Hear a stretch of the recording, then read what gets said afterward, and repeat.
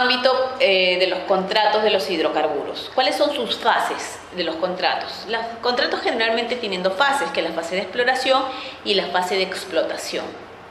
La fase de exploración tiene un plazo de 7 años, con una extensión de 3 años, que esa es la excepción.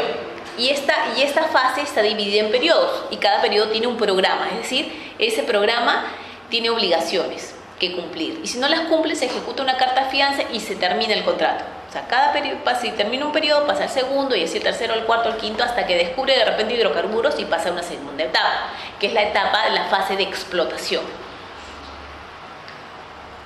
Esta fase de explotación es hasta completar los 30 años en caso de petróleo, y en caso de gas es hasta completar los 40 años. Y acá se ejecuta un plan ya inicial de desarrollo para poder, digamos, desarrollar el hidrocarburo que se ha encontrado, ¿no? ¿Y por qué creen ustedes que tenga el petróleo, que el contrato para el petróleo sea hasta 30? ¿Y por qué creen que el de gas sea hasta 40 años? ¿Porque se le antojó la legislación? ¿Por qué piensan, a ver ustedes, que es por ese tema? ¿Por qué en 1.30 y por qué en 1.40? Yo recién en realidad esto me enteré de los 30 años y 40 años. O sea, pensé yo que por imitar a las legislaciones de otros países se tomó en cuenta esto. Pero ahora, como quieren modificar también la ley orgánica y, digamos, extender, digamos, estos años, digamos, quieren equiparar tanto petróleo como gas, que sea hasta los 40, porque es una de las propuestas normativas, pero explicaron por qué el petróleo es a 30 y por qué el gas es hasta 40. ¿Por qué creen ustedes que es así? Bueno, yo también me enteré, ¿no? Y me dijeron que en el petróleo en realidad hay más, es más fácil de poder comercializarlo. En cambio el gas no, el gas demora, ¿no? Para poder ubicar un mercado. De repente no hay mercado para el gas. Hay otros, acá al menos en el Perú no hay mucho mercado en temas de gas, ¿no? Uno lo exporta al extranjero porque sabes de que en el extranjero es mucho más vendido, ¿no? En Estados Unidos todo el mundo utiliza gas, en Brasil también, pero en cambio acá en el Perú no. Hay otros países que inclusive instalaciones domiciliarias ya tienen, ya toda la electricidad funciona con, digamos, con gas. Acá no, acá todavía no está tan desarrollado.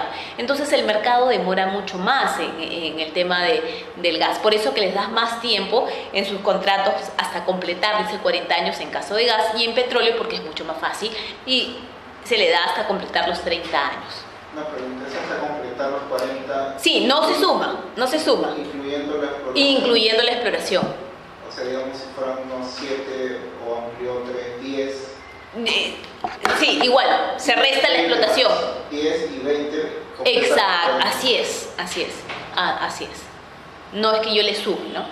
Y si hay una fuerza mayor, digamos, ahí que se solicitan, porque pueden solicitar una fuerza mayor, es decir, no puedo cumplir esta obligación que tenía que cumplir ahora. Ya, de repente a Perú Petro lo analiza y le das la fuerza mayor. Pero eso no quiere decir, le das la fuerza mayor para que pueda cumplir en un plazo de repente que él sostiene, que el contratista sostiene, me voy a demorar 5 meses, ¿no? Porque ha sido en fuerza mayor, porque ha habido lluvias y no he podido perforar, pasó lo del fenómeno del Niño, pero cuando tú analizas, le das la fuerza mayor para el cumplimiento. No quiere decir que le extiendas tampoco el contrato, ¿no? Salvo que me paralices pues todo el lote y me digas que es imposible, yo no puedo hacer absolutamente nada. Pero generalmente siempre es por partes, ¿no? Y nunca esa fuerza mayor que duró 5 meses le hace que extienda tu contrato. Bueno, por ejemplo acá ya está la fase de exploración que dije de 7 a 10 años. Si encuentra petróleo, paso yo a la fase de explotación. Petróleo 30 años y gases hasta llegar a los 40, ¿no? Todos hasta los 40. Si no encuentro, ¿qué hago? Hago un plan de abandono, hago una suelta total. Les dejo el lote. Oye, mira, ¿sabes qué? Perú Petro no encontré absolutamente nada. Me aburre tu lote. Te lo devuelvo. Pero tiene que pasar también por un plan de abandono, ¿no? Por ejemplo, si hizo actividad, va a tener que pronunciarse la OEFA o Sinermin para ver si ha hecho de repente... Si ha perforado bien, si hizo perforaciones de pozo y no encontró, que hayan sido bien taponeados, que cumplan todo el reglamento, ¿no? Entonces no es tan fácil tampoco hacer el plan de abandono. Y si es un plan de abandono, lógicamente sueltan el área y devuelven el lote a Perú Petro.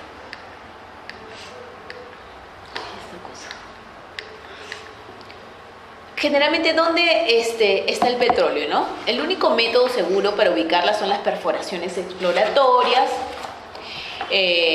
para lo cual primero se realizan trabajos de campo, gravimetría, magnetometría y la exploración sísmica, ¿no? La exploración sísmica que puede ser 2D, la sísmica 3D, en realidad toda la información o las herramientas que tendría que tener el contratista para poder descubrir si hay o no hay, ¿no? Bueno, lógicamente no la encontramos en la superficie, sino tenemos que hacer las perforaciones en los subsuelos, en los complejos estructurales de la corteza terrestre, ¿no? Por ejemplo, esta es una sísmica 2D. Bueno, yo no soy ingeniera, soy abogada. Siempre, es como en realidad como una ecografía, ¿no?, del cuerpo. Pero esta es una ecografía del subsuelo. Entonces, lo que hacen los geólogos es interpretar. ¿Uno de ustedes es geólogo? No. Interpreta, ¿no? Entonces se requiere verificar la existencia de dónde puedo ubicar el petróleo, ¿no? De dónde lo ubico. En realidad lo ubicamos en estos, bueno, eso es lo que tanto andar con técnicos, en estas cúspides, ¿no? O sea, vemos toda una radiografía y en estas cúspides es donde encontramos el petróleo, ¿no? En estas formaciones. No sé por qué no se ve bien aquí.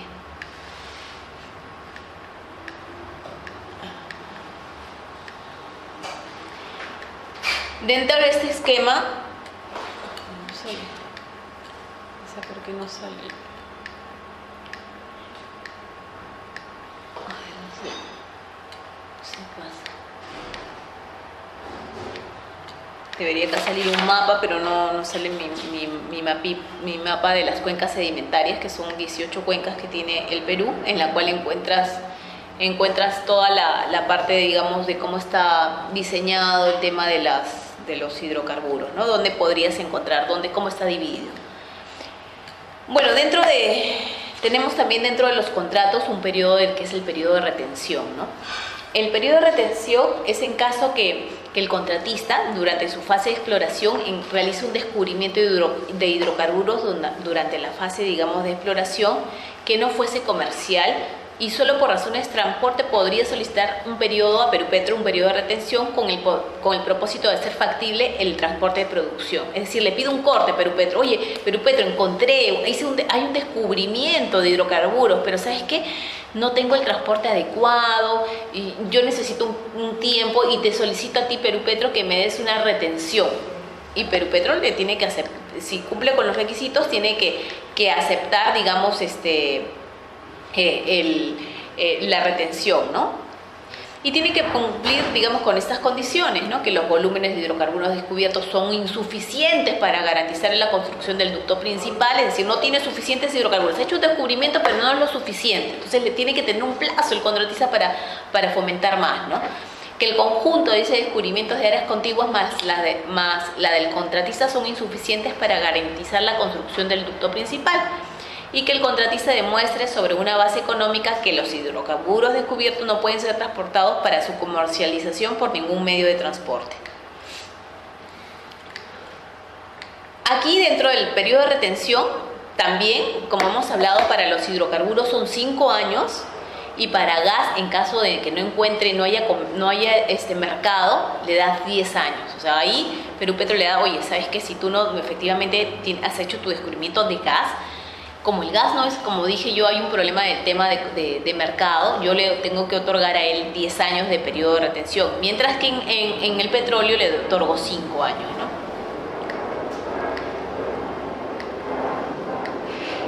En fuerza mayor, que es un poco lo que ya mencioné, que es un factor, en realidad, es un factor que libra de responsabilidad al obligado a cumplir determinada prestación ante su incumplimiento por factores que le son ajenos, para lo cual se debe cumplir con ciertos requisitos, ¿no? En realidad, nuestro Código Civil nos regula que para una fuerza mayor tienen que cumplirse 3 requisitos, lo que es extraordinario, imprevisible e irresistible. Esos son los 3 requisitos que que el Código Civil te establece. Sin embargo, eso te dice el 1315 del Código Civil. Sin embargo, existen otros requisitos. Existe otro artículo en el Código Civil que te dice, oye, las partes, está bien, estos son los requisitos que yo te establezco para todas las fuerzas mayores, pero sin embargo tú en tus contratos o por mutuo acuerdo puedes regular la forma como tú vas a querer tu fuerza mayor.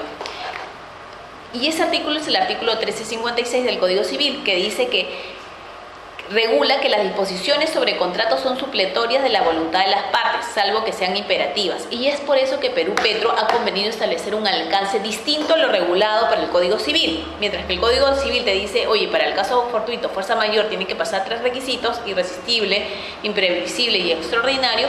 Perú Petro solamente ha regulado que en sus contratos exista lo que es la irresistibilidad, ¿no? Que sea irresistible. ¿Y qué es irresistible? Es en realidad que esté fuera del control razonable y no pudiera ser previstas, o que habiendo sido previstas no pudieran ser evitadas.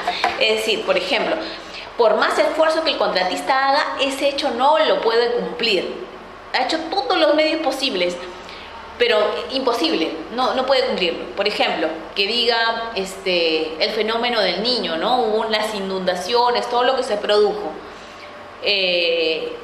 No ha permitido, y efectivamente esto ha ocurrido, ¿no? Que muchas empresas hayan tocado la puerta a Perú Petro: oye, quiero fuerza mayor, mira lo que ha ocurrido con el fenómeno del Niño y yo no he podido, digamos, cumplir con la obligación con la cual yo estaba con la que yo tenía que cumplir, ¿no?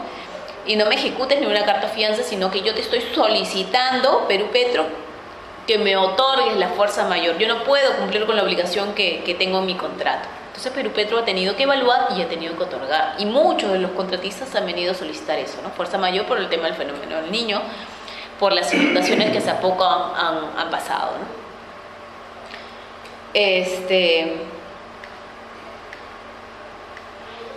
El procedimiento dentro de nuestro contrato, ¿cómo es? Este procedimiento, bueno, nos señala que el contratista tiene que avisar dentro de los 5 días de haberse producido el hecho. 5 días calendario, ¿no? Oye, se ha producido el hecho, yo de manera inmediata le comunico a Perú Petro. Y Perú Petro tiene 15 o 7 días, de acuerdo a su contrato, como lo tenga regulado, de tener que pronunciarse. Si Perú Petro no se pronunció, fue porque se entiende como que ya ha otorgado ese derecho al contratista, ¿no? Si no, Perú Petro no se propuso que Perú Petro vuela. Cuando vez que le pidan fuerza mayor, es estar al tanto de contestarle, ¿no? Oye, no te otorgo, o dame mayor información, pero tienen que pronunciarse. Y este tiempo, digamos, es este tiempo que yo le doy en fuerza mayor, este plazo no es para yo, digamos, darle un plazo adicional al contrato, es para que cumpla la obligación. Muchos contratistas creen, ya me has dado fuerza mayor 1 año, ¿no? Entonces ya, el año 30, yo tengo en realidad 31 años, ¿no? Porque hubo fuerza mayor y yo quiero que tú me reconozcas ese periodo en el cual yo no pude hacer nada. Pero también se tiene que evaluar, ¿no? Las regalías, ¿no? Acá vemos en este esquema la búsqueda o exploración, ¿no? Porque a través de exploración es que buscamos si hay hidrocarburos o no. Luego en el número 2 vemos una perforación de pozos. Cuando perforamos y hay una producción, que es en el tercer rubro, una producción ya sea de petróleo o de gas, la empresa petrolera necesariamente tiene que pagar a Perú Petro una regalía, y esa regalía pues necesariamente va a ir de frente al tesoro público, ¿no? Hay ciertas retenciones que por el camino ocurre, un porcentaje va al MINEN, otro porcentaje va a Sinermin, y así, ¿no? Antes de ir al tesoro público. O sea, el tesoro público no va a la regalía completa, y parte de la regalía también va al canon, ¿no? Que eso es otro tema, ¿no? Que efectivamente no se paga regalía por la exploración ni por la perforación de pozos. Se paga regalía cuando ya hay producción. O sea, en la etapa de exploración, en la etapa de la búsqueda, si hay hidrocarburos o no, yo no le pago al Estado nada. Pero el momento que hay producción efectiva de petróleo o gas, o sea, ya se esté produciendo, necesariamente el contratista tiene que pagarle a Perú Petro, digamos, una regalía, y esta regalía Perú Petro simplemente se lo manda al tesoro público, ¿no? Con las retenciones, digamos, que va a Sinermin, un porcentaje a Sinermin, otro porcentaje al MINEN, otro porcentaje, inclusive creo, me parece, está la OEFA, regalías petroleras. Como dije, las regalías petroleras es el pago que hace el contratista a Perú Petro en función a la producción de hidrocarburos. Cuanto más produzca, más pago de regalía hace, ¿no? Claro, porque va un porcentaje al bolsillo del Estado, ¿no? La regalía se paga en efectivo a precios internacionales, de acuerdo a la valorización del hidrocarburo establecida en cada contrato. En cada contrato se fija bajo qué metodología el contratista se ha colocado, ¿no? Generalmente es el factor R, que es ingresos sobre egresos. Y ese es sacan toda una metodología y eso es lo que le tienen que pagar, digamos, a Perú Petro, y Perú Petro lo manda al Tesoro. El canon, ¿cuáles son sus principales normas? Bueno, lo del canon también está regulado en la Constitución Política, corresponden a las circunscripciones, recibir una participación adecuada del total de los ingresos y rentas obtenidas por el Estado en la explotación de los recursos naturales en cada zona en calidad del canon. Corresponde, bueno, a Perú Petro asumir el pago del canon y sobre canon a los beneficiarios, ¿no? En realidad, esto viene también parte de la regalía en lo que es el tema del hidrocarburo, ¿no? Del petróleo. O sea, parte de la regalía se suelta para el tema del canon. Generalmente, ¿quiénes piden el canon? Aquellos, por ejemplo, departamentos, horas, regiones, ¿no? Donde pasa, por ejemplo, las tuberías. Oye, sí, yo también quiero verme beneficiado con el canon, ¿no? Y este canon, parte del porcentaje va destinado a estos gobiernos regionales. Determina los recursos naturales cuya explotación genera el canon y regula su distribución a favor de los gobiernos regionales y locales donde se explotan los recursos naturales, ¿no? O sea, donde se explota generalmente en el Cusco, ¿no? Toda esa zona en la parte de la selva, generalmente ahí por donde pasan las tuberías, por ahí ellos se sienten pues beneficiados con el pago del canon, ¿no? Una consulta. Y esto también depende, el de petróleo, digamos, a veces la regalía pues ya no es tan alta como antes, porque antes se explotaban más recursos y el canon es el que se ve afectado. Se saca de otros contratos para cubrir, digamos, para que ese gobierno regional no se vea afectado. Sí, dime. Ya, entonces la regalía es un dinero que paga, en este caso, el que explota, ¿no? Al Estado. La regalía, claro. Y el canon es el dinero que da el Estado a la región. A los gobiernos regionales, exacto, ¿no? O sea, en realidad a veces las poblaciones hacen tanto escándalo, oye, que la consulta previa, que yo no te voy a dar, porque también cuando sale un decreto supremo y hay comunidades en ese lote, digamos, yo voy a suscribir un contrato, ¿no? O sea, porque previamente para suscribir un contrato es porque ha salido un decreto supremo que autoriza a Perú Petro a suscribir con esa empresa petrolera un contrato. Sale, digamos, y ese decreto supremo que sale, la empresa petrolera, esa zona, si hay una población, una comunidad indígena, la comunidad indígena podría decir, oye, yo no quiero, ese decreto supremo está afectando mi derecho colectivo, ¿no? Mi derecho de comunidad, mi tranquilidad y todo lo demás, ¿no? Entonces, pero a veces también resulta muy medio gracioso, ¿no? Porque si no, esa empresa, digamos, no ingresa y viene con bastantes, digamos, trabajo para los pobladores y todo lo demás. O a través ese gobierno regional recibe recursos en virtud a ese contrato que se suscribe, ¿no? O si se explota el recurso. Entonces, a veces no los dejan, ¿no? Ingresar acá. Tenemos varios tipos de canon, o sea, existe un canon minero, que el canon minero sí viene el 50% del impuesto de la renta. El canon petrolero, sí, el canon petrolero es 15% más el 3.5% del valor de la producción y 50% del impuesto a la renta. O sea, acá sí en el petrolero hay parte de la regalía que se va para el canon petrolero. El canon de gasífero, en cambio, va directamente de lo que es el 50% del impuesto a la renta, claro, y de las regalías, ¿no? El hidroenergético, el 50% del impuesto a la renta. O sea, acá tenemos los diferentes tipos de canon: minero, petrolero, gasífero, hidroenergético. Acá me corrijo, el gasífero es el que viene el 50% del impuesto a la renta y de las regalías. O sea, le saco un porcentaje de las regalías para destinarlo al canon gasífero. El de petróleo no. O sea, le saco el 50% de las regalías. No, 50% del impuesto de la renta, el gasífero, 50% del impuesto de la renta y un porcentaje también de las regalías, ¿no? Se le manda al gasífero.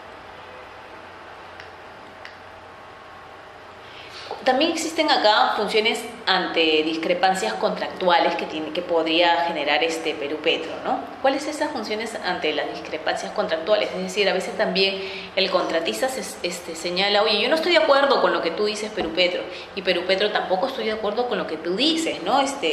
Contratista. Entonces, ¿qué hacemos? Ante conflictos o desistimientos, dice, con los contratistas, realizamos lo siguiente, ¿no? Conformamos, ¿qué cosa? Comités técnicos de conciliación, tipo conciliaciones como las conciliaciones de cualquiera que sea fuera, ¿no? Entonces conformamos comités técnicos de conciliación junto con los contratistas a fin de poder resolver las discrepancias en el desarrollo de los contratos. Eso está regulado en la misma Ley Orgánica de Hidrocarburos. Accionamos y contradecimos legalmente ante controversias con los contratistas ante las instancias arbitrales convenidas, ¿no? Es decir, no llego a un acuerdo contigo, contratista, no llega el contratista ni Perú Petro a un acuerdo, conformamos un comité técnico de conciliación y si en ese comité técnico de conciliación tampoco llegamos a un acuerdo, ya nos vamos a instancias superiores porque el contrato te permite ir a un arbitraje. El arbitraje me puede mandar arbitraje el propio contratista o Perú Petro, no está de acuerdo y se va a arbitraje. Generalmente es el contratista, porque en temas de arbitraje es muy oneroso, ¿no? Entonces, irse a arbitraje es pensarlo dos veces, saber si vas a ganar también un arbitraje o no. Entonces, para el Estado peruano también es muy oneroso, aunque nosotros ya hemos venido ganando 2 arbitrajes. Hemos tenido con Aguaitía, con Plus Petrol. Con Plus Petrol, bueno, en realidad eran por temas, generalmente todo ha sido por un tema de la terminación del contrato, no se respetaron, digamos, los temas ambientales. Si bien es cierto, los temas ambientales no lo ve Perú Petro, pero en el contrato señala que se deben cumplir las obligaciones ambientales.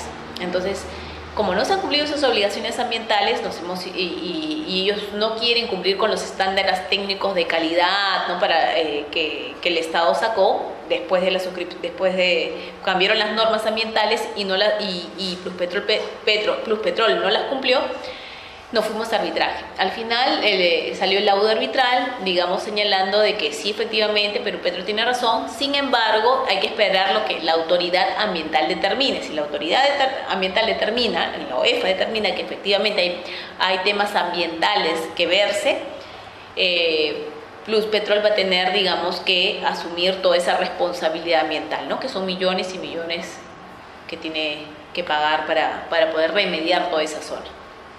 Entonces es bastante oneroso tanto para la empresa como para Perú Petro. Primero es la conciliación. El comité técnico de conciliación. Y luego el arbitraje, ¿no?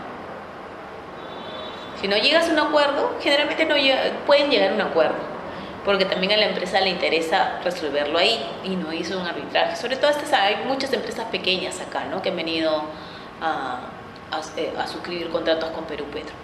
Pero en realidad también nuestra valla, mientras que yo me acuerdo cuando expuse aquí hace ya unos años, ya pasábamos la valla de los 100 contratos. Ahora estamos en menos de 50 contratos celebrados, o sea, suscritos, y la mayoría en fuerza mayor.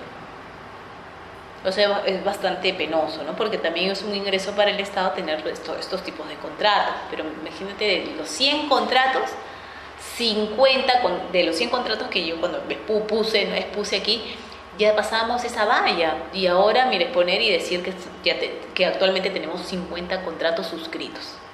Y la mitad casi en fuerza mayor. O sea, mientras que en México yo recuerdo también que hace unos 3 años una comisión mexicana, México tenía su sistema. México lo tenía tipo como antes era Petroperú, porque Perú Petro se creó en el 93, pero quien tenía esa potestad era Petroperú. Petroperú veía esa parte que les dije, el upstream y el downstream, era el que celebraba los contratos. Celebraba y también explotaba, ¿no? Los recursos, o sea, formaba parte de la empresa también, la empresa que explotaba el recurso. Entonces, al final dijeron, oye, no, debe haber una agencia o una empresa que se dedique a suscribir los contratos. Y a Petroperú déjalo que participe de repente en las actividades, pero como una empresa independiente, como antes lo hacía, ¿no? Ahora todavía no se sabe si en esta nueva licitación que va a tener el Perú, Petroperú va a poder participar en estos contratos. Pero México lo tenía algo así como lo tenía Petroperú. Ahí ya se llama Pemex, la empresa, así tipo Petroperú, ahí ya se llama Pemex, y tenía todo, ¿no? Suscribía contratos, participaba también con las demás empresas para poder explorar y explotar los recursos. Estos mexicanos llegaron y dijeron, oye, no, yo lo quiero tener tipo Colombia, como la ANH, o como Perú, que tiene a Petroperú, a Perú Petro, como encargada de suscribir los contratos. Yo también quiero eso. Vinieron, investigaron cómo eran las normas peruanas, se fueron a Colombia y les ha ido muy bien. Entonces ellos, luego que han investigado, formaron su ley orgánica, separaron a Pemex y ahora se llama la CNH, Comisión Nacional de Hidrocarburos. Comenzaron a suscribir contratos y ya han tenido, esta es la tercera ronda, pese que el crudo bajó, y han suscrito un montón de contratos. Un montón de contratos. Ya tienen como pasando la valla de los 100 contratos, ellos firmados.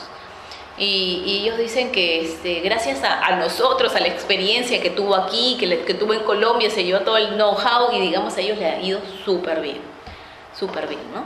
Claro que se fueron a varios países a investigar cómo son sus normas, ¿no? Pero y ahora lo tienen ellos, tienen la CNH y a Pemex que participa así tipo Petroperú en los contratos, ¿no? Pero es muy chistoso porque ellos sí les ha ido muy bien. Y hace poco vino a exponer ese mismo mexicano, porque ellos son tipo así como lo tiene Perú Petro. Perú Petro lo tiene regular el presidente, sus directores, ¿no? Y todo se aprueba por acuerdo de directorio. Ellos también. Pero ellos les ha ido muy bien, me dicen, nos ha ido súper bien. Yo no sé, Perú Petro debería tener esa mirada hacia, o sea, para fomentar más la exploración, investigar más, ¿no? O sea, suscribir los contratos. Nosotros enredamos mucho con los temas de repente de la metodología de la regalía, ¿no? En cambio ellos no, o sea, hacen su subasta, su licitación y dicen, esta es la regalía que yo quiero. Si tú participas, yo te pongo un 10% de regalía que me tienes que pagar. Tú me dices 12%, 15%. Y el señor me dice 15%, es el que le otorgo la buena prueba. Y suscribe un contrato conmigo, ¿no? Pero nosotros como que lo enredamos mucho con las fórmulas y todo lo demás, ¿no? Pero estamos también tratando de mejorar y modificar esta famosa ley orgánica para que haya más atracción de la inversión. Bueno, estas son las funciones entre las discrepancias contractuales, hemos dicho comité técnico de conciliación y el tema del arbitraje.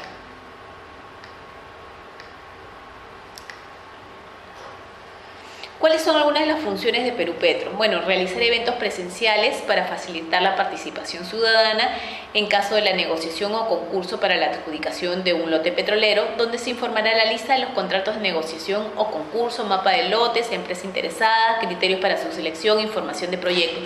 Es decir, Perú Petro, antes de suscribir un contrato, antes de tener una licitación o una negociación directa, va a realizar eventos presenciales con toda la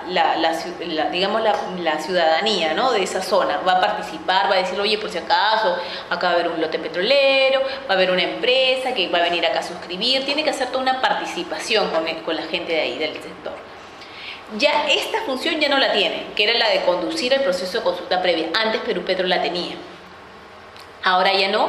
Mencioné que ahora la consulta previa es netamente una función del Viceministerio de Interculturalidad. Ellos son los que llevan a cabo, digamos, a través del Ministerio de Energía y Minas, llevan a cabo, digamos, este proceso de consulta previa. Y esta consulta previa es cuando las comunidades indígenas dicen, oye, me veo afectado con mi derecho colectivo, ¿no?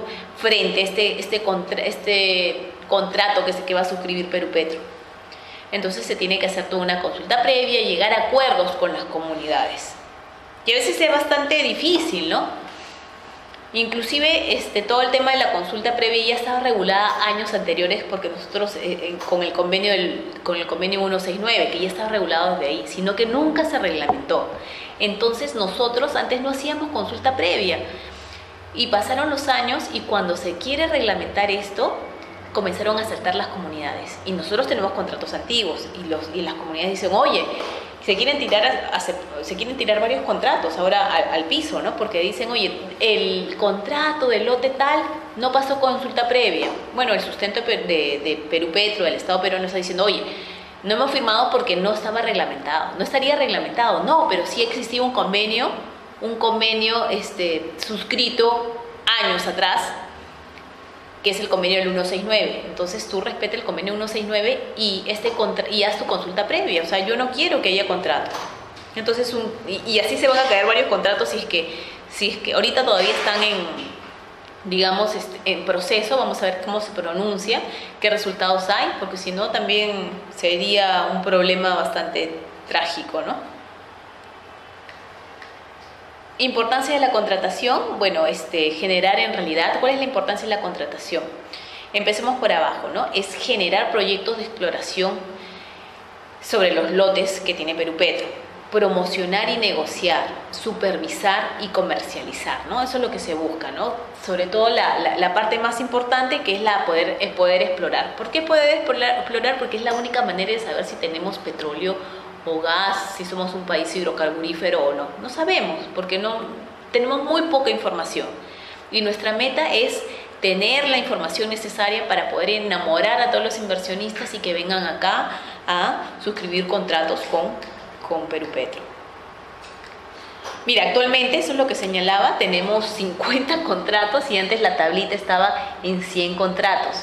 Explotación, mire, en la selva norte tenemos 4, en la selva central 4, selva sur 4, sierra ninguno, en el noroeste 11, en el zócalo 3, en el zócalo de la parte, y total acá en explotación tenemos 26 contratitos. En exploración tenemos 7 en la selva norte, 5 en la selva central, 2 en la selva sur, 1 en la sierra, 5 en el noroeste, 4 en el zócalo y 24 en total, ¿no? O sea, sumando la exploración con los contratos de explotación, tenemos 50 contratitos. Y antes pasábamos la valla de los 100, ¿no? Bueno, en conclusiones, lo que se requiere es la participación creciente en realidad de la empresa privada a fin de disponer de una cantidad importante de contratos que permitan descubrimiento a futuro. Es decir, necesariamente tenemos que explorar, ¿no? Si no exploramos, si no hacemos la investigación necesaria, nunca vamos a poder determinar si hay petróleo o gas, ¿no?, en nuestro país.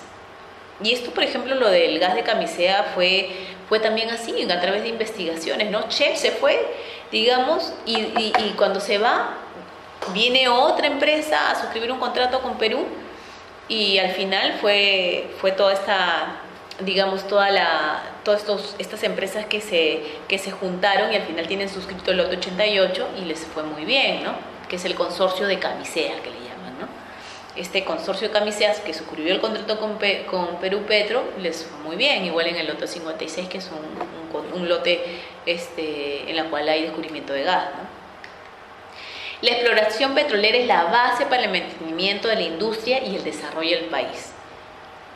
De repente se podría, con toda esta información, digamos, ¿no?, de empresas que realiza acá y que suscriben con Perú, digamos, podremos más adelante señalar que podría ser uno de los recursos económicos más importantes para el Perú, ¿no? El éxito en la exploración y el volumen de reservas de gas descubiertos nos han convertido en un país con mucho potencial gasífero, en lo que les dije, ¿no?, el lote 88, el lote 56, Camisea. Pero aún quedan extensas áreas y numerosas estructuras por explorar en nuestras cuencas sedimentarias. Cuencas sedimentarias tenemos 18. Pocas cuencas son las que han sido las que tienen actividad. Necesitamos armonizar las actividades de exploración y explotación de los hidrocarburos con el medio ambiente y la sociedad civil, a fin de poner en valor nuestros recursos responsablemente. Bueno, la industria de hidrocarburos nos rodea por todos lados, ¿no? Como dicen los geólogos, podemos encontrar petróleos en viejas cuencas con nuevas ideas, pero no encontraremos mucho petróleo en viejas cuencas con viejas ideas, ¿no? Porque generalmente lo único que uno busca es suscribir contratos y de repente el Estado debería involucrarse más en el tema de hacer convenios de repente para que vengan empresas a estudiar nuestro subsuelo y tener mayor información, ¿no? Pero Pero bueno, en eso estamos, con todos los proyectos normativos que ahora el 28 de julio el presidente seguro va a promulgar, va a aprobar, y veremos pues cómo nos facilita todo este tema, ¿no? Y esperar que estos 50 se conviertan próximamente en 100 contratos de hidrocarburos, ¿no? Bueno, las nuevas ideas son las energías que mueven la exploración. Bueno, y así acabo mi exposición.